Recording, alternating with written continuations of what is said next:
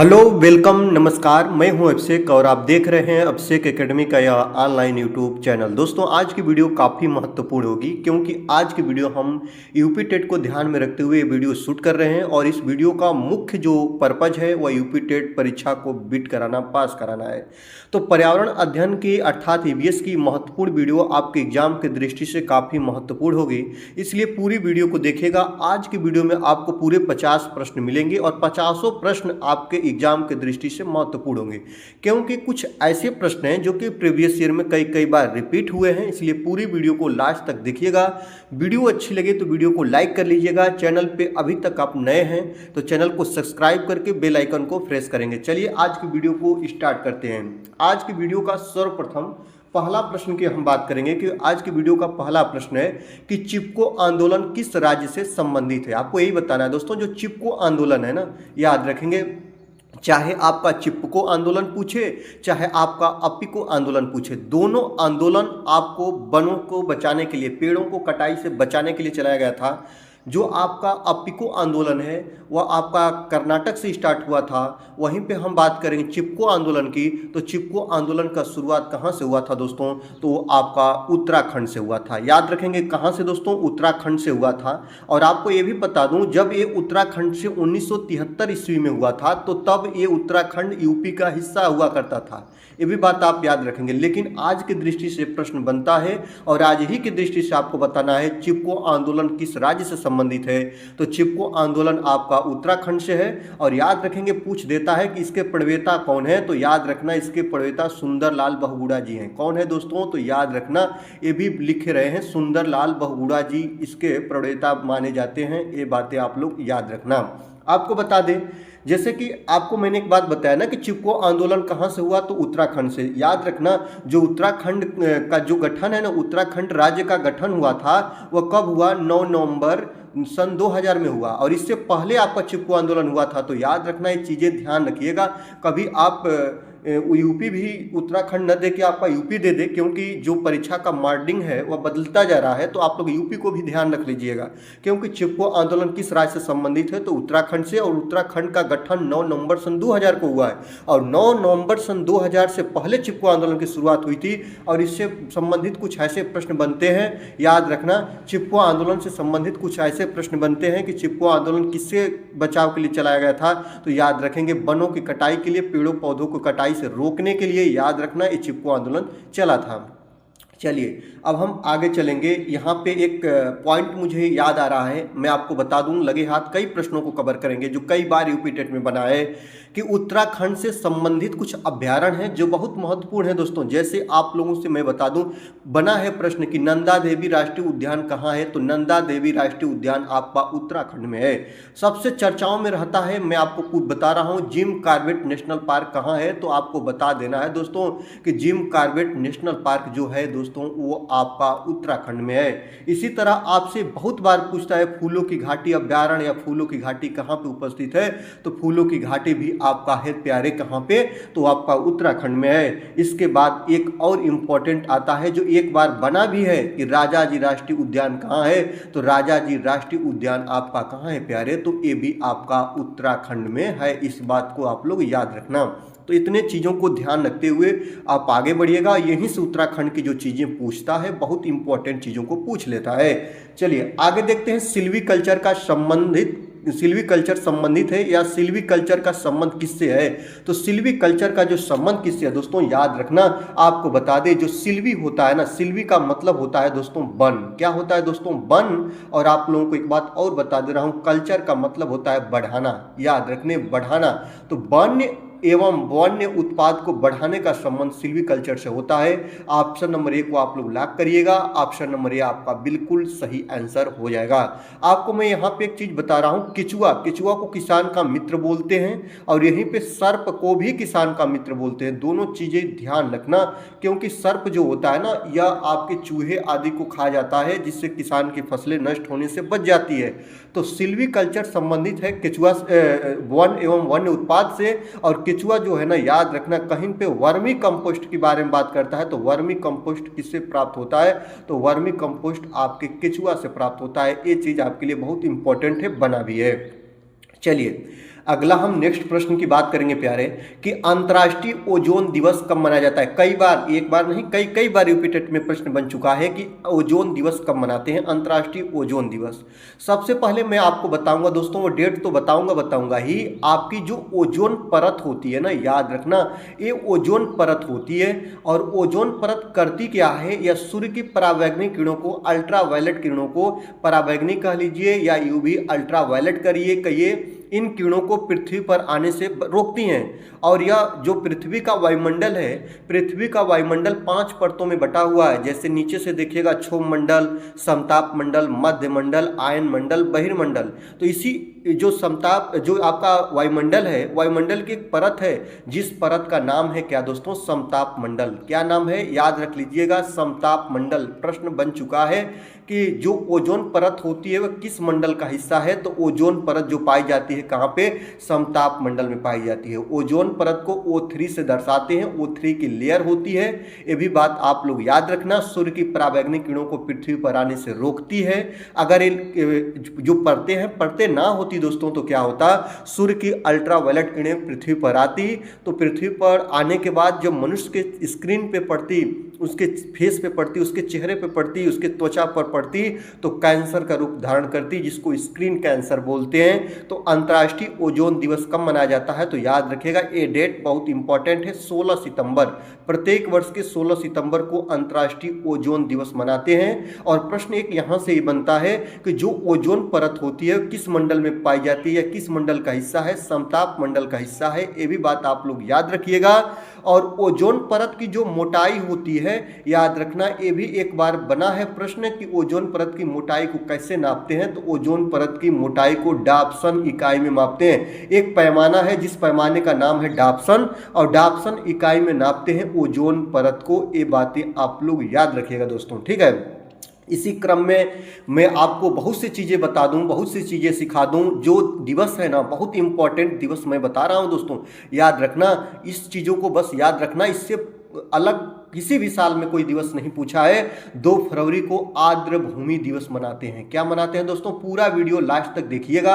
Video अच्छी लगे तो वीडियो को जरूर लाइक करके अपना प्यार दीजिएगा। आर्द्र भूमि दिवस, याद रखना, 2 फरवरी को क्या मनाते हैं, आर्द्र भूमि दिवस मनाते हैं। और याद रखना, यही क्रम में आपको मैं चलूँ और बता दूँ दोस्तों, इसी क्रम में आगे चलूँ।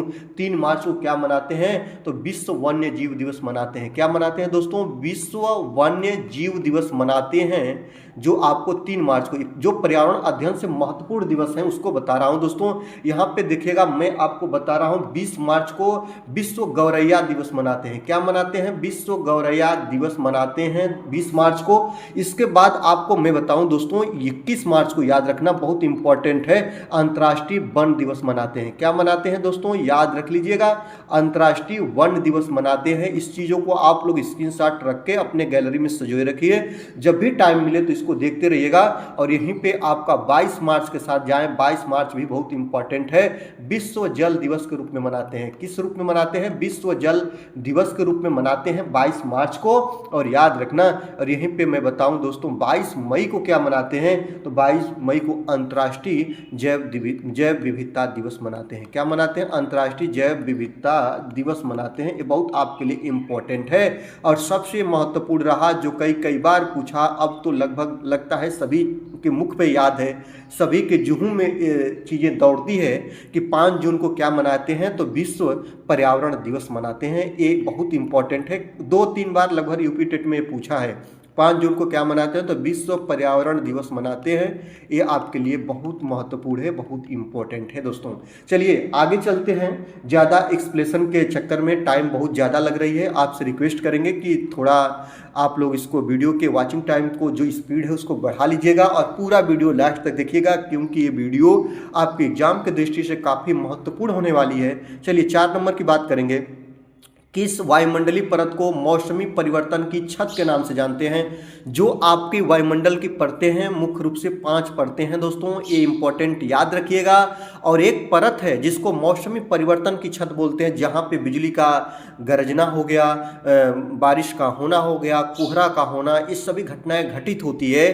तो किस वायुमंडलीय परत को मौसमी परिवर्तन की छत बोलते हैं। और इसी परत को पृथ्वी के पास, सबसे पृथ्वी के पास कौन सी परत है, इसी यही परत है और इस परत का नाम है दोस्तों क्या है, क्षोभ मंडल है। ऑप्शन नंबर बी आपका बिल्कुल सही हो जाएगा। तो यही है जो मौसमी परिवर्तन की छत कहलाती है। यहीं पे आपका कोहरा होता है, यहीं पे आपकी वर्षा की घटना घटित होती है और बिजली का गरजना सब चीजें यहीं पे होती है। यही होता है आपका क्षोभ मंडल। याद रखेंगे यही है दोस्तों क्या है, क्षोभ मंडल है। अगर इसकी ऊंचाई बात करें, पृथ्वी से ऊंचाई, याद रखना क्षोभ मंडल की पृथ्वी से ऊंचाई कितनी है, तो औसत में पूछे तो 13 किलोमीटर है। याद रखना 13 किलोमीटर पृथ्वी से ऊंचाई पर जाइएगा तो जो परत आपको मिलेगी वह क्षोभ मंडल कही जाएगी। यहीं पे मौसमी परिवर्तन होगा, बिजली का गरजना, बिजली का बनना, इसके बाद बारिश का होना, कोहरा का होना, ये सभी क्षोभ मंडल के एग्जाम्पल होंगे। लेकिन याद रखना ध्रुवों पर जो क्षोभ मंडल की ऊंचाई होती है ना वो 8 किलोमीटर होती है, 8 किलोमीटर होती है। और इसके बाद भूमध्य रेखा से अगर क्षोभ मंडल की ऊंचाई की बात करिएगा तो वो होती है आपके 18 किलोमीटर। इस प्रकार 8 और 18 को ध्यान में रखते हुए पृथ्वी के क्षोभ मंडल से औसत ऊंचाई पूछे तो 13 किलोमीटर। कई जगह पूछा है तो मैं बता दे रहा हूं, इस 13 शब्द को याद रखिएगा, ना कि 8 को, ना कि 18 को। ये बातें याद रखना दोस्तों।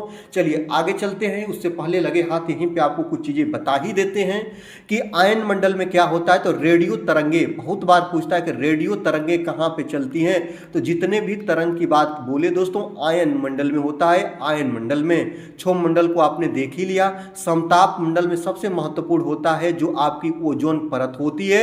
और याद रखना दोस्तों यहीं पे होता है जो आप वायुयान कहां पे उड़ते हैं, तो जो वायुयान होते हैं दोस्तों, वायुयान जो होते हैं ये आपके उड़ते हैं कहां पे, तो ये उड़ते हैं आपके समताप मंडल में। जो जहाजें उड़ती हैं वो कहां पे दोस्तों, समताप मंडल में उड़ती हैं। ये बातों को याद रखना। यहाँ पे देखिए ओजोन मंडल होता ही नहीं है, इंपॉर्टेंट पॉइंट है, इसको आप लोग याद रखना।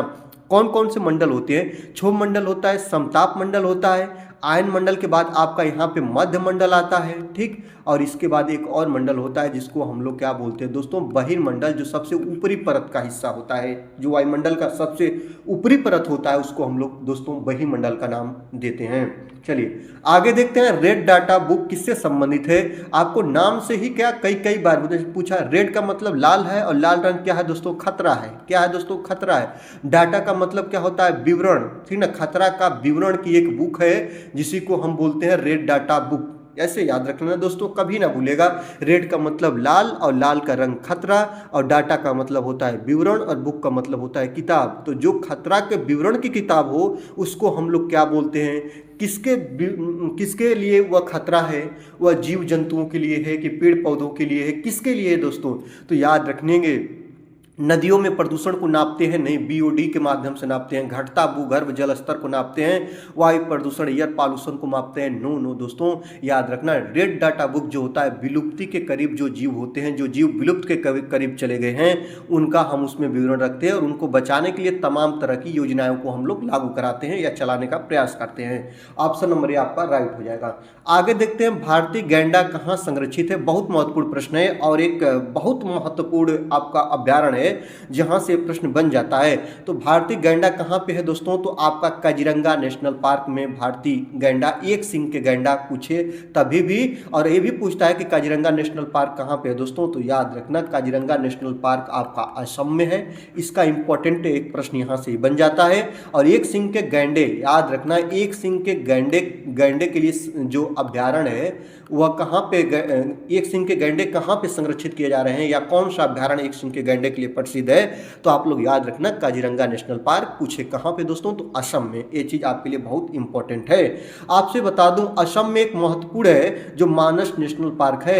अगर आपसे पूछे कि मानस नेशनल पार्क कहां है, एक दो बार ये भी चीजें बन चुकी है, तो मानस नेशनल पार्क या मानस नेशनल अभ्यारण्य कहां पे दोस्तों, तो ये भी आपका असम राज्य में ही है।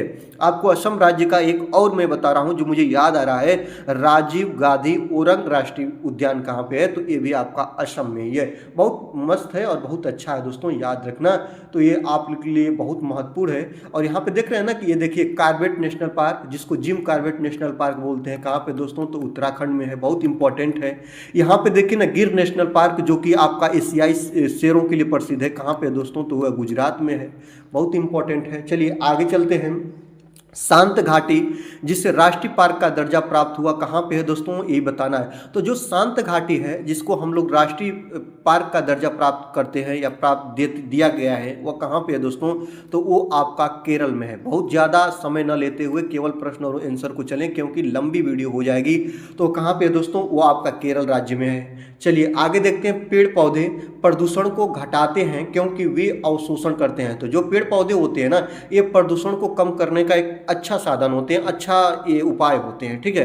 तो पेड़ पौधे प्रदूषण को घटाते हैं क्योंकि वे अवशोषण करते हैं। किसका अवशोषण करते हैं, तो जो पेड़ पौधे होते हैं अपना भोजन बनाने के लिए वह एक यूज करते हैं जो व्यक्ति या प्रदूषण की चीज़ें उसमें गिनी जाती है, जिसका नाम होता है दोस्तों CO2 कार्बन डाइऑक्साइड। ये जो गैसीय रूप होती है, इसका प्रयोग जो पेड़ पौधे होते हैं वे अपने भोजन बनाने में करते हैं। तो यह अवशोषण करते हैं कार्बन डाइऑक्साइड गैस का, और याद रखना मुक्त करते हैं कौन सी गैस, तो ऑक्सीजन गैस। तो ऑप्शन नंबर बी को आप लोग लॉक करिएगा। ऑप्शन नंबर बी आपका बिल्कुल सही आंसर हो जाएगा। इस चीज़ों को आप लोग याद रखेंगे। यहीं से मैं आपको एक दो चीज़ें बता दे रहा हूँ, बहुत इंपॉर्टेंट है। ये प्रश्न कई बार बना है कि अम्लीय वर्षा वह वर्षा होती है जिसका pH मान 5.6 से कम होता है, 5.6 से कम होता है, इसको हम लोग अम्लीय वर्षा बोलते हैं। कभी कभी तो इसको देखा गया है ना कि 4.2 से लेकर 4.4 के बीच अगर इसका pH मान है तो इसी को हम लोग अम्लीय वर्षा का नाम दे देते हैं। ये बात आप लोग याद रखिएगा। अम्लीय वर्षा किसके कारण होती है या कौन सा जो रसायन होता है उसकी अधिकता कारण होती है, तो H2SO4 जिसको हम लोग सल्फ्यूरिक अम्ल बोलते हैं। याद रखेंगे सल्फ्यूरिक अम्ल, और एक और अम्ल होता है जिसका नाम है दोस्तों नाइट्रिक अम्ल HNO3। तो HNO3 को नाइट्रिक अम्ल बोलते हैं, H2SO4 को सल्फ्यूरिक अम्ल बोलते हैं। इसके अधिकता के कारण जब जल में इसकी अधिकता हो इस रसायन की तो आप लोग कहिएगा कि ये अम्लीय वर्षा है। इस बात को आप लोग याद रखेंगे। और यहीं पे एक पॉइंट मैं आपको बता दूं, कार्बन मोनोऑक्साइड जो गैस होती है वाहन के साइलेंसर से निकलती है, काफी विषैली गैस होती है। ये भी एक दो बार प्रश्न बन चुका है, इसको भी आप लोग याद रखेंगे। और एक पॉइंट और मैं लगे हाथ बता दे रहा हूं कि धान का खेत हो गया या पशु की जुगाली हो गया या सड़े गले स्थान हो गया, वहां से कौन सी गैस निकलती है, तो दोस्तों याद रखना वहां से मीथेन गैस निकलती है जिसको CH4 बोलते हैं। जो धान का खेत से निकले या तो जो जुगाली करते हैं जिसको पगुरी आमतौर पर बोलते हैं, जो एक पाचन की प्रोसेस होती है पशुओं के पाचन भोजन पचाने की, उस प्रक्रिया के फलस्वरूप या जहाँ पे सड़े गले जहाँ पे छिलके सब्जियों के छिलके आदि फेंके जाते हों वहाँ से मीथेन गैस निकलती है। यह आपके लिए बहुत इंपॉर्टेंट है। चलिए आगे चलते हैं। द ओरिजिन ऑफ स्पीसीज प्रजातियों की उत्पत्ति एक रचना है, किसकी है दोस्तों यही बताना है। तो द ओरिजिन ऑफ स्पीसीज जो कि एक रचना है या किसकी रचना है, आपको सबसे पहले बता दें ये विकासवादी जीव विज्ञान की नींव मानी जाती है। जीवों के विकास के सिद्धांत को प्रस्तुत किया गया था इसके माध्यम से, और जो ये रचना थी वह चार्ल्स डार्विन जी की थी। किसकी दोस्तों, चार्ल्स डार्विन जी की थी। ऑप्शन नंबर बी आपका बिल्कुल सही आंसर हो जाएगा। चलिए आगे देखते हैं। गलत को सुमिलित चयन कीजिए। तो गलत को आपको छांटना है, जैसे कि क्षोभ मंडल में मौसम संबंधित घटनाएं होती है, बात तो सही है। मध्य मंडल निकटतम परत है, नहीं दोस्तों, जो निकटतम परत होती है उसको हम लोग क्या बोलते हैं, क्षोभ मंडल बोलते हैं, ये याद रखना। और समताप मंडल क्या होती है, ओजोन परत पाई जाती है, बिल्कुल सही है। आयन मंडल में रेडियो तरंगे चलती है, बात सही है। मध्य मंडल जो होती है दोस्तों वो क्षोभ मंडल होती है, याद रखना। और जो मध्य मंडल है ना, मध्य मंडल क्षोभ मंडल होती है ऐसा नहीं है दोस्तों, ये पॉइंट याद रखो। जो क्षोभ मंडल होती है वो निकटतम परत होती है, इसका ऐसे सही होगा। और जो मध्य मंडल होती है वो ठंडी परत होती है। क्या होती है दोस्तों, ये सबसे ठंडी परत होती है। अगर ये चीज पूछे तब आप लोग इसके साथ जाएगा, यही चीज गलत है, तो इसलिए आप लोग इस ऑप्शन नंबर बी को सही करिएगा, गलत यही है दोस्तों, ठीक है। आगे देखते हैं कौन सा प्रथम साहित्य स्रोत है। तो कौन सा प्रथम साहित्य स्रोत है, तो आपका वो है दोस्तों ऋग्वेद। कौन है दोस्तों, ऋग्वेद। ऑप्शन नंबर ए आपका बिल्कुल सही हो जाएगा। सबसे पुराना वेद ऋग्वेद बोला जाता है, इसको आप लोग याद रखेंगे। ये चारों वेदों में सबसे पुराना वेद है, ये बात आप लोग याद रखेंगे। और संस्कृत साहित्य की शुरुआत इसी वेद से मानी जाती है, ये बात आप लोग याद रखेंगे। इस संस्कृत साहित्य की शुरुआत किस वेद से मानी जाती है, तो संस्कृत साहित्य की जो शुरुआत है वो ऋग्वेद से मानी जाती है। बहुत इंपॉर्टेंट एक वक्तव्य है जिसको हम लोग क्या बोलते हैं दोस्तों, राष्ट्रीय आदर्श वाक्य बोलते हैं, याद रखना। राष्ट्रीय आदर्श वाक्य यहाँ पे लिख दे रहे हैं। राष्ट्रीय आदर्श वाक्य क्या है, तो राष्ट्रीय आदर्श वाक्य है सत्यमेव जयते, सत्य की ही जीत हो या विजय हो, सत्यमेव जयते। सत्यमेव जयते प्रश्न बना है कि सत्यमेव जयते कहाँ से लिया गया है, तो याद रखेंगे एक उपनिषद है जिसका नाम है मुंडको उपनिषद। याद रखना, बहुत इंपॉर्टेंट है, मुंडको उपनिषद से लिया गया है सत्यमेव जयते। और आपसे पूछे यह उपनिषद किस वेद का हिस्सा है, तो आप तुरंत बताइएगा यह अथर्ववेद का हिस्सा है। किसका है दोस्तों, तो अथर्ववेद का हिस्सा है जो मुंडको उपनिषद, और इसी में वर्णन मिलता है सत्यमेव जयते का। और जो सत्यमेव जयते है इसको भारतीय राष्ट्रीय आदर्श वाक्य के रूप में लिया गया है या सम्मिलित किया गया है। और कब किया गया है आपसे कोई पूछे तो 26 जनवरी 1950 को किया गया है। ये बहुत आपके लिए इंपॉर्टेंट है, इसको याद रखना। चलिए आगे देखते हैं कि निम्नलिखित भारतीय राज्यों में से किस राज्य की कोई समुद्री सीमा नहीं है। तो कौन ऐसे राज्य हैं जिनकी समुद्री सीमा नहीं है, मैं आपको बता दे रहा हूं दोस्तों। जैसे कि आप लोग देखते देखते नाम में क्लियर कर लेंगे और आपका बिल्कुल पता भी चल जाएगा कि कौन ऐसा राज्य है जो जिसका समुद्री सीमा नहीं है। तो आपको पता होना चाहिए कि वह राज्य है राजस्थान। ये तो बात आपका करेक्ट आंसर की हो गई। अब आपको बता दें जो भारत के 28 राज्य, जिस समय मैं वीडियो बना रहा हूं दोस्तों, इस समय की बात कर रहा हूं, कभी आगे पीछे भी आपको वीडियो मिल सकते हैं, उसके लिए क्षमा चाहूंगा। तो आज के डेट में 28 राज्य और 8 केंद्र शासित प्रदेश हैं, याद रखना। तो 8 केंद्र शासित प्रदेश और 28 राज्यों में 9 राज्य ऐसे हैं दोस्तों, याद रखेंगे 9 ऐसे राज्य हैं जिनकी समुद्री सीमा क्या होती है दोस्तों, जिसकी जो सीमा है ना, राज्य सीमा है ना, समुद्री सीमा से छूती है या सटती है, याद रखना। तो वह कौन कौन ऐसे राज्य हैं मैं आपको बता दे रहा हूं, याद रखना। मुझे याद भी है, गुजरात, महाराष्ट्र, गोवा, कर्नाटक, केरल, तमिलनाडु, आंध्र प्रदेश, उड़ीसा और पश्चिम बंगाल। ऐसे 9 राज्य हैं जिसकी समुद्री सीमा जो होती है ना दोस्तों, जो जिसकी सीमा समुद्र से सटती है। ऑप्शन नंबर सी को लॉक करिएगा। आगे चलते हैं। जनगणना 2011 के अनुसार भारत में लिंगानुपात कितना है, मतलब कि 1000 पुरुषों पे स्त्रियों की संख्या, इसी को लिंगानुपात बोलते हैं। तो 1000 पुरुषों पे स्त्रियों की संख्या कितनी है दोस्तों, 940 है। ऑप्शन नंबर ए को आप लोग लॉक करिएगा 2011 के जनगणना के अनुसार। आगे देखते हैं, स्वच्छ भारत अभियान की शुरुआत किसने की थी, यही आपको बताना है। तो स्वच्छ भारत अभियान की शुरुआत किसने की थी, आपको बता दें 2 अक्टूबर। कब दोस्तों, तो 2 अक्टूबर सन 2014 को की थी। किसने किया था दोस्तों, तो नरेंद्र मोदी जी ने किया था। ये आपके प्रधानमंत्री थे और उस समय के भी और आज के भी है। तो नरेंद्र मोदी जी के द्वारा 2 अक्टूबर सन 2014 को स्वच्छ भारत मिशन की शुरुआत की गई थी। ये बात इंपॉर्टेंट है। आपसे मैं एक बात और पूछ रहा हूँ, आप बताना दोस्तों कि उज्ज्वला योजना की शुरुआत किसने की थी। उज्ज्वला योजना की शुरुआत भी नरेंद्र मोदी जी ने ही की थी। ये बात आप लोग याद रखना। कब की थी, तो 1 मई सन 2016 को की थी। ये भी आपके लिए इंपॉर्टेंट है। कहां से दोस्तों, तो यूपी के बलिया से। कहां से दोस्तों, तो यूपी के बलिया से इन्होंने की थी शुरुआत। ये आप लोग याद रखना। अगर बात करें कि नोटबंदी को किसने लागू किया, किस प्रधानमंत्री के कार्यकाल में नोटबंदी लागू की गई थी, तो ये भी नरेंद्र मोदी जी के ही कार्यकाल में 8 नवंबर सन 2016 को नोटबंदी रात्रि के 8 बजे कर दी गई थी। ये आपके लिए इंपॉर्टेंट है, नरेंद्र मोदी जी से संबंधित चीजें हैं, इसको याद रखना। आगे देखते हैं कि निम्नलिखित में से कौन सा क्रम पारिस्थितिकी तंत्र में ऊर्जा प्रवाह के संबंध में सही है। तो कौन सा क्रम है, बिना हम पढ़े बता दें दोस्तों। सबसे पहले उत्पादक जो होता है उत्पादन करता है, इसके बाद उपभोक्ता उसका सेवन करता है और इसके बाद अंतिम में आपका अपघटक आता है जो सभी का भक्षण कर लेता है। तो याद रखना इसका कौन सा सही होगा, तो उत्पादक, उपभोक्ता और अपघटक। ऑप्शन नंबर ये आपका बिल्कुल राइट हो जाएगा। इस बात को आप लोग याद रखना। इसी क्रम में मैं आपको 1-2 चीज़ और बता दूं दोस्तों। यहाँ से प्रश्न कई बार बनता, शाकाहारी किसे कहते हैं। तो जो पेड़ पौधे की पत्तियाँ, साग सब्जी खाए उसको शाकाहारी बोलेंगे, जो मांसों का सेवन करे उसको मांसाहारी बोलेंगे, और जो याद रखना जो सब कुछ खाए, मतलब कि शाकाहारी का भी भोजन खाए, मांसाहारी का भी भोजन खाए, उसको हम लोग बोलेंगे सर्वाहारी। और सर्वाहारी का सबसे बेस्ट एग्जाम्पल जो है प्यारे, वो क्या है दोस्तों, मनुष्य है। इस बात को याद रखना। यहीं पे मैं आपको एक बात बता दे रहा हूं दोस्तों, प्रश्न बनता है स्वपोषी और प्रश्न बनता है परपोषी। तो स्वपोषी कौन होता है, जो अपना पालन पोषण, अपना भोजन स्वयं बनाए। वह परपोषी स्वपोषी जैसे कि देखिएगा दोस्तों, पेड़ पौधे अपना भोजन वगैरह सब कुछ अपना स्वयं बनाते हैं, इनको हम स्वपोषी बोलेंगे।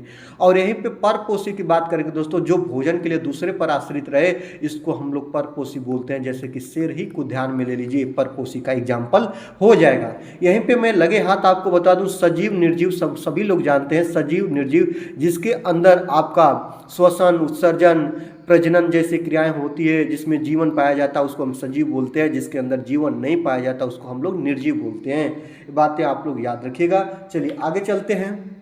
निम्नलिखित में से कौन सा जैव मंडल का अजैविक घटक नहीं है?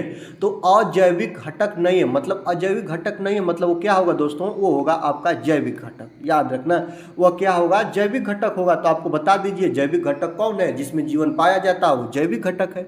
जैसे प्रोटीन हो गया, मृदा हो गया, आपका कवक हो गया, आपका फास्फोरस हो गया, सभी आपके अजैविक घटक हैं। जो कवक है ये जैविक घटक है। ऑप्शन नंबर सी को आप ब्लॉक करिएगा, इसमें जीवन पाया जाता है। ये चीजें याद रखना। जैसे आपका कवक हो गया जैविक घटक हो जाएगा। आपका पेड़ पौधा कहीं दे दोस्तों तुरंत कहेगा ये भी जैविक घटक है। जैसे कोई सूक्ष्म जीव का बात करें दोस्तों, सूक्ष्म जीव की बात करें तो ये भी आपका जैविक घटक है। लेकिन आपको बता दो दोस्तों, कहीं भी आपका प्रोटीन की बात करें, आपका मृदा की बात करें, आपका फास्फोरस की बात करें, आपकी जल की बात करें, यहाँ पे लिख भी दे रहा हूँ, जल की बात करें, आपका वायु की बात करें, आपका फास्फोरस की बात करें, कहीं कहीं पे किया है फास्फोरस की बात करें, आपके कोई भी पोषक तत्व की बात करें दोस्तों, पोषक तत्व ये सभी क्या हैं दोस्तों? तो ये आपके अजैविक घटक हैं। याद रखना। चलिए आगे देखते हैं। भारत में लड़कियों व लड़कों के विवाह की न्यूनतम आयु क्या है? तो लड़कियों की उम्र होनी चाहिए 18 वर्ष और लड़कों की उम्र होनी चाहिए 21 वर्ष। और लगे हाथ में बताऊं कि मतदान करने की उम्र कितनी निर्धारित की गई है? तो 18 वर्ष। ये भी आप लोग याद रखिएगा दोस्तों। आपसे मैं बताऊं कि सीएम मुख्यमंत्री बनने के लिए न्यूनतम उम्र कितनी होनी चाहिए? तो 25 वर्ष। आपसे मैं बताऊं दोस्तों, लोकसभा का जो आप लोग निर्वाचन देखते हैं, लोकसभा का निर्वाचित सदस्य बनने के लिए कितनी न्यूनतम उम्र होनी चाहिए? तो 25 वर्ष। राज्यसभा की बात करें दोस्तों तो कितना होना चाहिए? आपका राज्यसभा की बात करें तो आप लोग याद रखना दोस्तों 30 वर्ष। और यहीं पे मैं बता दूं, अगर कहे कि प्रधानमंत्री की उम्र कितनी होनी चाहिए तो यदि वह लोकसभा से आते हैं तो 25 वर्ष और राज्यसभा से आते हैं तो 30 वर्ष उनकी उम्र होनी चाहिए। ये चीज़ें आप लोग याद रखना दोस्तों। ये चीज़ और मैं बता दूं, राष्ट्रपति या उपराष्ट्रपति बनने के लिए कितनी उम्र होनी चाहिए? तो राष्ट्रपति की बात करें या उपराष्ट्रपति की बात करें, इनकी जो चुनाव लड़ने के लिए उम्र होनी चाहिए, न्यूनतम उम्र 35 वर्ष होनी चाहिए। लोकसभा का कार्यकाल 5 वर्ष और राज्यसभा का कार्यकाल 6 वर्ष और सीएम का कार्यकाल आपका 5 वर्ष। और याद रखेंगे पीएम का कार्यकाल आपका 5 वर्ष, राष्ट्रपति का कार्यकाल आपका 5 वर्ष। ये सब चीज़ें याद रखना आपके लिए बहुत इंपॉर्टेंट है। एक दो चीज़ें मुझे याद आ रही है, आपको बता दे लगे हाथ। लोकसभा और राज्यसभा की संयुक्त बैठक कौन बुलाता है? लोकसभा और राज्यसभा की संयुक्त बैठक कौन बुलाता है? तो लोकसभा और राज्यसभा की संयुक्त बैठक राष्ट्रपति महोदय द्वारा बुलाया जाता है। ये बात याद रखना। और लोकसभा और राज्यसभा की संयुक्त बैठक की अध्यक्षता कौन करता है? ये भी आपका यूपी टेट में बना हुआ है। प्रीवियस ईयर जितने प्यारे साथी पढ़े होंगे उनको पता होगा लोकसभा और राज्यसभा की संयुक्त बैठक की अध्यक्षता कौन करता है? तो लोकसभा स्पीकर करता है। कौन करता है दोस्तों? लोकसभा स्पीकर करता है। बुलाने का काम राष्ट्रपति करेंगे और उसकी अध्यक्षता लोकसभा स्पीकर करेगा। ये आपके लिए महत्वपूर्ण चीज है, इसको याद रखेंगे। ठीक है, चलिए आगे चलते हैं दोस्तों। जट्रोफा, कार्कास और इसके बाद पेनगोमिया पौधों के बीजों का उपयोग किसके उत्पादन के लिए किया जाता है? तो याद रखेंगे ये बायोडीजल हैं, जो कि आपके जीवन में या जो आगामी समय है उसको ध्यान में रखते हुए डीजल तैयार करने के ये पौधे के इनके बीजों, ये जो पौधे हैं इनके बीजों के द्वारा बायोडीजल तैयार किया जाता है। याद रखना, ऑप्शन नंबर बी को आप लोग लॉक करिएगा। जेट्रोफा, कार्कास और पेनगोमिया पौधों के बीजों का उपयोग डीजल के उत्पादन में किया जाता है। ऑप्शन नंबर बी आपका बिल्कुल सही आंसर हो जाएगा। इस बात को आप लोग याद रखिएगा। ठीक है, चलिए आगे देखते हैं कि निम्नलिखित को सुम्मिलित कीजिए। तो इसको सुम्मिलित करना है, याद रखना है, सब सही है। कलमकारी जो आंध्र प्रदेश की कला शैली है, पिथौरा भी मध्य प्रदेश की जो है दोस्तों, वर्ली जो जनजाति है वहाँ की महाराष्ट्र की, और मधुबनी जो है वह बिहार में प्रसिद्ध है। सबका सब सही होगा। ऑप्शन नंबर अगर ये वाले को लॉक करिएगा तो ये सही हो जाएगा। अगर इसमें एक और ऑप्शन बढ़ा लें तो और अच्छा हो जाएगा। यही आपका करेक्ट आंसर हो जाएगा। आगे देखते हैं, इसको याद रखेंगे। यह जो है ना दोस्तों, याद रखेंगे सब कला शैली हैं और बहुत महत्वपूर्ण कला शैली हैं। जो कलमकारी आंध्र प्रदेश में, पिथौरा मध्य प्रदेश की, वर्ली जो होती है यह जनजाति है महाराष्ट्र की, और मधुबनी जो होती है वो बिहार की कला शैली है। आगे देखते हैं, गिर शेर परियोजना अवस्थित है कहाँ पे दोस्तों? तो थोड़ा तेज चलने का प्रयास करेंगे, लंबी वीडियो हो रही है। गिर शेर परियोजना जो है दोस्तों गुजरात में एशियाई शेरों के संरक्षण के लिए जानी जाती है। ऑप्शन नंबर ये आपका राइट हो जाएगा। इसको आप लोग याद रखिएगा। ठीक है, गुजरात के जूनागढ़ जिले में है। इसको आप लोग याद रखेंगे। एशियाई शेरों के संरक्षण के लिए यह परियोजना चर्चाओं में रहती है और काफ़ी अच्छा है, और इसको ध्यान रखिएगा, बहुत चर्चित रहती है और कई बार पूछता भी है। WWF से आशय क्या है दोस्तों? WWF इसका फुल फॉर्म होता है वर्ल्ड वाइल्ड लाइफ फंड। याद रखेंगे क्या होता है दोस्तों, इसका जो फुल फॉर्म होता है वर्ल्ड वाइल्ड लाइफ फंड होता है।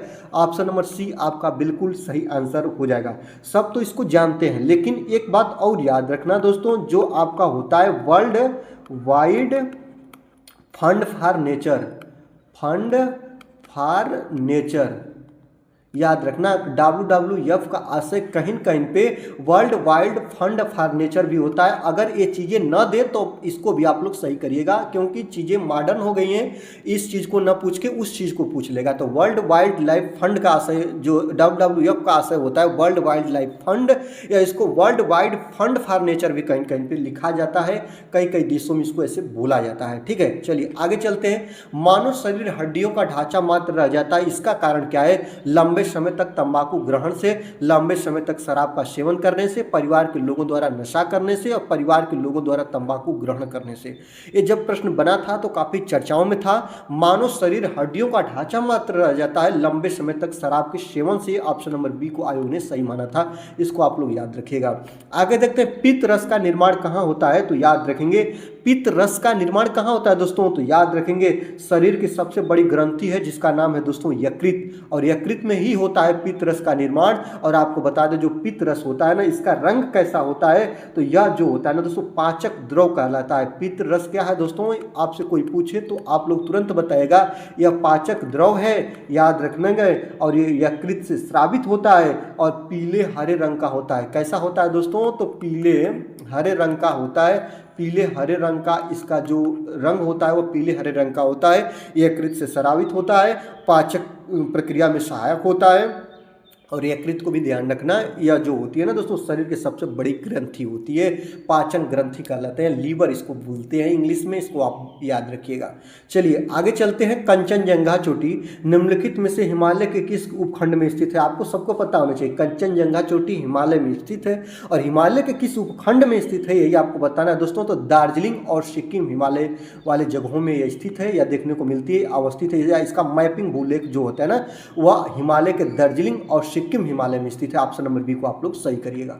आगे देखते हैं, जल प्रदूषण को मापने के लिए कौन सा परीक्षण किया जाता है? तो जल प्रदूषण को मापने के लिए बीओडी परीक्षण करते हैं। शॉर्टकट में बीओडी भी दिया जाता है, और बीओडी का फुल फॉर्म भी पूछता है, बायोकेमिकल ऑक्सीजन डिमांड होता है। ऑप्शन नंबर ए को आप लोग सही करिएगा, ऑप्शन नंबर ए आपका राइट हो जाएगा दोस्तों। ठीक है, इसमें होता क्या है ना, बीओडी में जल जो होता है ना, जल के अंदर ऑक्सीजन की मात्रा को मापते हैं, और जितना जल के अंदर ऑक्सीजन घुली मिली रहती है ना, उतना जो जल होता है ना वो फ्रेश होता है, स्वच्छ होता है।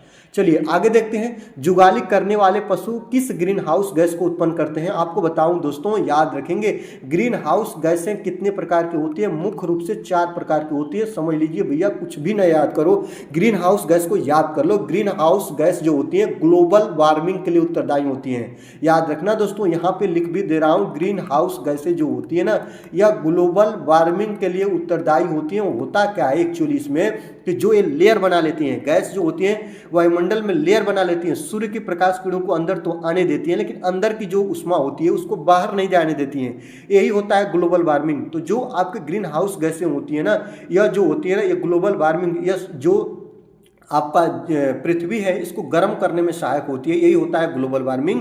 आमतौर मोटे मोटे बातों में हम समझे तो, और इसमें मुख्य रूप से 4 गैसें होती हैं। कौन कौन से आपको पता होना चाहिए? मीथेन गैस होती है, आपकी क्लोरोफ्लोरोकार्बन CFC गैस होती है, आपका नाइट्रो ऑक्साइड N2O होती है, और आपका CO2 कार्बन डाइऑक्साइड होती है। यह जो होती है ना, यह ग्रीन हाउस गैसें होती हैं, ग्लोबल वार्मिंग के लिए उत्तरदायी होती हैं। और इन्हीं गैसों में से गैस होती है जो जुगाली करने वाले पशु होते हैं, चाहे जुगाली करना हो, चाहे सड़े गले वाली जगह हो, चाहे दोस्तों इसको आप एक और तरीके से याद रखेंगे धान का खेत हो, यहीं से निकलते हैं, जिसको मीथेन बोलते हैं, CH4। ऑप्शन नंबर सी आपका करेक्ट आंसर हो जाएगा। आगे देखते हैं, ओजोन परत किन हानिकारक किरणों को अवशोषित करती है? तो अल्ट्रावायलेट किरणें, सूर्य की पराबैंगनी किरणें या अल्ट्रावायलेट किरणें, UV से इसको बोलते हैं। यह जो होती है हानिकारक किरणें होती हैं, जिसको यह परत रोक लेती है, समताप मंडल में पाई जाती है। 16 सितंबर को ओजोन दिवस मनाते हैं, और इसकी मोटाई को डाप्सन इकाई में मापते हैं। सब चीज़ याद रखिए, ऑप्शन नंबर बी को लॉक करिए। चलिए भैया आगे चलते हैं। सीएनजी का फुल फॉर्म क्या होता है? तो कंप्रेस्ड नेचुरल गैस, संपीड़ित प्राकृतिक गैस, या जो होता है वाहनी ईंधन बोलते हैं दोस्तों इसको, compressed natural gas. Option number B आपका सही हो जाएगा। इसका प्रयोग जो दोस्तों कहाँ पे किया जाता है? वाहनों में किया जाता है। वाहनों का ईंधन इसे बोलते हैं और यह गैसीय रूप होता है, काफ़ी अच्छा ये ईंधन माना जाता है। दोस्तों आपसे रिक्वेस्ट करेंगे कि वीडियो को जरूर लाइक करिएगा और याद रखेंगे दोस्तों, या जिस चैनल पे आप लोग देख रहे हैं इस चैनल पर अभी तक आपने सब्सक्राइब नहीं किया है तो आप लोग सब्सक्राइब कर लीजिए, बेल आइकन को प्रेस करिए और अपने दोस्तों को शेयर करके हमारी मदद भी करिए और अपना भी आप लोग एक बड़ा परिवार बनाने की कोशिश करिए। दोस्तों आपसे एक छोटा सा बात बता दूं, अगर आप चाहते हैं कि किसी भी वीडियो का पीडीएफ आपको बिल्कुल फ्री में मिले तो हमारा जो व्हाट्सअप नंबर जो नीचे आपको स्क्रीन पे दिख रहा है इस पे आपको व्हाट्सअप करना होगा और व्हाट्सअप में दोस्तों लिखना होगा आपको पीडीएफ, और आपको बिल्कुल हमारे जो अभिषेक एकेडमी का ऑफिशियल व्हाट्सअप ग्रुप है वहाँ पर आपको जोड़ दिया जाएगा, जिससे आपको हर वीडियो का बिल्कुल फ्री में आपको पीडीएफ मिलता रहेगा और आप उसको प्रिपरेशन में आपको मदद भी मिलती रहेगी। चलिए आगे देखते हैं दोस्तों।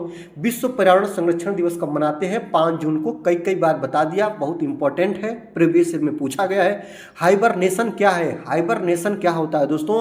तो यह शिकारियों से बचने के लिए जानवरों का अनुकूलन होता है कि ऊपर के सभी सही है कि गर्मियों की नींद होती है कि सर्दियों की नींद होती है।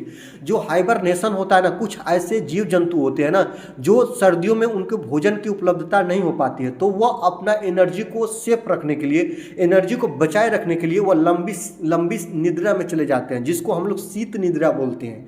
तो सर्दियों की नींद को हाइबरनेशन बोलते हैं, ऑप्शन नंबर ए। और यह क्यों लेते हैं? तो यह अपनी ऊर्जा का खपत को कम करने के लिए लेते हैं। ऑप्शन नंबर ए को राइट कर लीजिएगा दोस्तों। चलिए, काकरापार परमाणु शक्ति केंद्र किस राज्य में स्थित है, यही आपको बताना है दोस्तों। तो जो आपका काकरापार परमाणु शक्ति केंद्र है दोस्तों वह गुजरात राज्य में है। कहाँ पे दोस्तों? याद रखेंगे, गुजरात राज्य में है। सूरत के पास जो एक तापी नदी बहती है वहीं पे स्थित है गुजरात राज्य में काकरापार परमाणु शक्ति केंद्र, गुजरात के। याद रखना दोस्तों, सूरत के पास एक नदी है जिस नदी का नाम है तापी नदी और तापी नदी के तट पर है। इस चीज को आप लोग याद रखिएगा। आगे देखते हैं दोस्तों। अगला है कि आदर्श रूप से भारत के वन्य भूमि का अनुमानित प्रतिशत कितना होना चाहिए? तो आदर्श रूप से जो 33%, जो पूरे भूभाग का 33% हिस्सा है वह वन को दिया गया है। Option number C. अगर इससे कम हो रहा है तो आपका जो पर्यावरण है या इस प्रभावित होगा, इसलिए आदर्श रूप से जो भारत सरकार या भारत के जो पर्यावरण संरक्षण संबंधित बातें कही गई थी उसमें कहा गया था कि 33% भूभाग पे क्या होना चाहिए दोस्तों? तो 33% भूभाग पे वनों का भाग होना चाहिए। ऑप्शन नंबर सी आपका लॉक हो जाएगा। कौन सी मानवीय गतिविधि वायुमंडल में मौजूद ऑक्सीजन के स्तर को कम कर सकती है? तो कौन है दोस्तों? वनों की कटाई। बिल्कुल, वनों की कटाई से भी ऑक्सीजन की कमी होती है। पशु का शिकार से और खनन, और ए और सी दोनों। तो याद रखेंगे, तो वनों की कटाई और पशु का शिकार, और यहाँ पे है दोस्तों खनन। अगर वनों की कटाई के साथ जाएंगे तो बिल्कुल सही है। खनन और पशु का शिकार, पशु का शिकार से संबंधित तो ऑक्सीजन की मौजूदगी से नहीं होगा दोस्तों। वनों की कटाई और खनन से पेड़ पौधे नष्ट होते हैं। तो ए और सी को लॉक करिए। और जब ये बना था तो आयोग ने भी ऑप्शन नंबर डी को ही लॉक किया था। ऑप्शन नंबर डी सही आंसर था। चलिए आगे देखते हैं। पृथ्वी पर चींटियों के न रहने का प्रभाव होगा। याद रखेंगे, पृथ्वी पर जितने भी जीव जंतु होते हैं प्यारे साथियों, सभी जीव जंतु अपने आप में उनकी एक उपलब्धता, अपने पहचान या अपने जो भी कुछ होता है, वायुमंडल का एक श्रृंखला होता है और वायुमंडल की श्रृंखला में एक जीव जंतु दूसरे जीव जंतु या पर्यावरण के साथ जुड़े रहते हैं। तो अगर कोई भी जीव जंतु पर्यावरण पृथ्वी पर कमी होती है तो जो पर्यावरण होगा ना वह कुछ ना कुछ प्रभावित होगा। तो कोई प्रभाव नहीं पड़ेगा ऐसा तो होगा नहीं दोस्तों, ये गलत होगा। जीवन नष्ट कर देता है। थोड़ा प्रतिकूल प्रभाव पड़ेगा, दीमकों में कमी आएगी। आपको बता दें दोस्तों, थोड़ा प्रतिकूल प्रभाव पड़ेगा। कोई भी जीव जंतु अगर आपके जीवन से या पर्यावरण से नष्ट होता है तो प्रतिकूल प्रभाव ही पड़ता है, अनुकूल प्रभाव नहीं पड़ता। ऑप्शन नंबर सी को आप लोग लॉक करिएगा। आगे देखते हैं। निम्नलिखित में से कौन सा तत्व विभिन्न राज्यों में भूजल प्रदूषण के लिए जिम्मेदार है? तो इसमें अगर आप बात करेंगे दोस्तों, भूजल पर्यावरण प्रदूषण के लिए जो जिम्मेदार तत्व है क्लोरीन, फ्लोराइड और रसायन, इनमें से कोई भी नहीं। आपको बता दूं दोस्तों, जब इस चीज़ को आप लोग देखिएगा तो जो सबसे ज़्यादा भूजल को प्रदूषित करता है वह फ्लोराइड है। याद रखने दोस्तों, क्या है दोस्तों? याद रखेंगे वह फ्लोराइड है। और इसके बाद आपका आर्सेनिक है। क्या है दोस्तों? तो आर्सेनिक भी जल प्रदूषण को प्रभावित कर रहा है और फ्लोराइड भी कर रहा है। ऑप्शन नंबर बी को आप लोग सही करिएगा। आगे देखते हैं। ओजोन परत के क्षरण के लिए जिम्मेदार क्लोरोफ्लोरोकार्बन। क्लोरोफ्लोरोकार्बन का जो रूप देखेगा तो दोस्तों देखिए सी फॉर क्लोरीन होता है, एफ फॉर फ्लोरीन होता है और सी फॉर कार्बन होता है। तो क्लोरीन, फ्लोरीन और कार्बन का मुख्य स्रोत क्या होता है? तो जो क्लोरोफ्लोरोकार्बन होता है ना दोस्तों, यह सबसे ज्यादा हानि पहुंचाता है ओजोन परत को, और ओजोन परत को हानि पहुंचाता है तो यह अपने वायुमंडल में सबसे ज्यादा निर्मुक्त होता है रेफ्रिजरेटर से, जो हमारे घरों में लगा होता है। ऑप्शन नंबर बी को लॉक करेगा। रेफ्रिजरेटर से निकलने वाली जो गैस होती है जिसको हम लोग CFC बोलते हैं दोस्तों, CFC से आपकी ओजोन परत जो होती है ना सबसे ज्यादा प्रभावित होती है। आगे देखते हैं झीलों के अध्ययन को क्या बोलते हैं? तो याद रखेंगे दोस्तों, झीलों के अध्ययन को लिम्नोलॉजी बोलते हैं। क्या बोलते हैं दोस्तों? तो जो झीलों का अध्ययन होता है ना उसको हम लोग क्या बोलते हैं? लिम्नोलॉजी बोलते हैं। ये बातें याद रखेंगे। यह झीलों और तालाब नदियों के अध्ययन को संदर्भित करता है। जो तालाब होते हैं, झील होता है, जो नदियां होती हैं, इनके अध्ययन को लिम्नोलॉजी के अंतर्गत क्या किया जाता है दोस्तों? अध्ययन किया जाता है। ऑप्शन नंबर सी को लॉक करिएगा। विश्व वानिकी दिवस जो आपका वर्ल्ड फॉरेस्ट्री डे कब मनाया जाता है? मैं आपको बताया भी हूँ 21 मार्च को। कब दोस्तों? तो 21 मार्च को विश्व वानिकी दिवस के रूप में मनाते हैं। आगे देखते हैं गुजरात के उद्योगपति बिरली सुधीर भाई देसाई, जिनको global environment and climate action citizen award 2021 से सम्मानित किया गया है, किस नाम से प्रसिद्ध है? तो आपको यही बात बताना है दोस्तों। तो water man of India Sudhir भाई देसाई को बोलते हैं water man of India. Option number D को आप लॉक करिएगा। उस समय का प्रीवियस ईयर का प्रश्न है। Water man of India Sudhir भाई देसाई को बोलते हैं। ऑप्शन नंबर डी आपका बिल्कुल करेक्ट आंसर हो जाएगा। निम्नलिखित में से कौन सी जो प्राणी शास्त्र की वह शाखा है जो मछली के अध्ययन के लिए समर्पित है? तो जो प्राणी शास्त्र की एक शाखा है जो मछली का अध्ययन उसमें किया जाता है, जिसका नाम है दोस्तों क्या है? इचिथोलॉजी। क्या है दोस्तों? याद रखेंगे इचिथोलॉजी। इसके अंतर्गत मछलियों का अध्ययन करते हैं। ये बात आप लोग याद रखेंगे। जो आपका जो ये एंटिमोलॉजी है ना, यह किसका अध्ययन करती है? तो आप लोग याद रखेंगे कीटों का अध्ययन इसमें किया जाता है। किसका दोस्तों? तो कीटों का अध्ययन किया जाता है। यहाँ पे माइकोलॉजी जो है दोस्तों, यह फंगी का अध्ययन करती है। किसका दोस्तों? फंगी का अध्ययन करती है। और याद रखेंगे जो हर्पेटोलॉजी है ना, यह सरीसृपों और उभयचरों का अध्ययन करती है। किसका दोस्तों? तो याद रखेंगे यह जो करती है वह सरीसृपों व उभयचरों का अध्ययन करती है। उभयचरों का अध्ययन करती है। दोस्तों वीडियो अच्छी लग रही है तो लाइक कर लीजिए, क्योंकि आपका एक लाइक मुझे 1000 वीडियो बनाने के लिए मोटिवेट करता है। और याद रखिएगा जब भी आप यूपी टेट दीजिएगा, यूपी टेट में आपको सारे प्रश्न यहाँ से मिल जाएंगे, इसलिए सारे सब्जेक्ट बिल्कुल आसान भाषा में हम सीखने का प्रयास करेंगे। इसलिए आप लोग वीडियो को लाइक कर दीजिए, चैनल पर नए हैं तो सब्सक्राइब कर लीजिए और बेल आइकन को प्रेस कर लीजिए और दोस्तों को शेयर करके हमारी मदद करिए। दोस्तों आगे देखते हैं 42 नंबर की बात करेंगे। किस तरह के पौधे को भारत में मंगल पौधे कहा जाता है? तो जो पौधे होते हैं उनको हम मैंग्रोव पौधे के नाम से जानते हैं। इसको भारत में मंगल पौधे के नाम से जानते हैं। ऑप्शन नंबर सी आपका बिल्कुल सही आंसर हो जाएगा। आगे देखते हैं मलेरिया रोग किस प्रकार का रोग है, यही आपको बताना है दोस्तों। जो मलेरिया रोग है ना वह किस प्रकार का रोग है? वायरस जनित है कि प्रोटोजोआ जनित है कि बैक्टीरिया जनित है कि कवक जनित है? कौन से जनित है? तो जो मलेरिया होता है ना यह प्रोटोजोआ जनित होता है और एनफ्लूएंजा मच्छर के काटने से फैलता है। प्रोटोजोआ जनित रोग होता है। ऑप्शन नंबर बी आपका सही हो जाएगा। कैंसर का उपचार किस रेडियो आइसोटोप द्वारा किया जाता है? तो जो कैंसर का उपचार होता है वो कोबाल्ट 16 के द्वारा किया जाता है, कोबाल्ट 60 के द्वारा। ऑप्शन नंबर बी आपका बिल्कुल सही आंसर हो जाएगा। आगे देखते हैं किस विटामिन की कमी से मसूड़ों से खून निकलता है? आपको बता दें दोस्तों, तो जो वह विटामिन होती है ना वो विटामिन सी होती है, इसकी कमी से मसूड़ों से खून आता है। बातें याद रखनी है। विटामिन डी जो होती है सूर्य के प्रकाश किरणों से मिलती है और इसके कमी से रिकेटस सूखा रोग होता है, सूखा रोग होता है, ऐसे ही आप लोग याद रखना।